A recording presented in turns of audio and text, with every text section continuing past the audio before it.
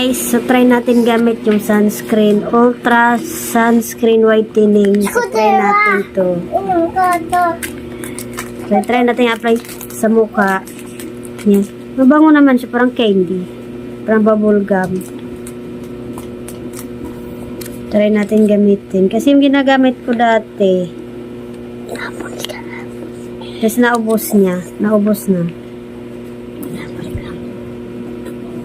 So, ganyan siya, guys. Ay, klaro ba? So, ganyan. Hindi siya maano.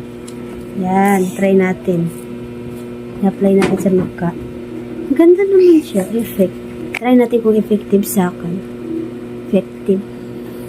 Huwag mo nang pakialaman na marake. Maglaro kayo ron. Ang puti niya, guys. Ano? Try natin. Ano, ang ganda.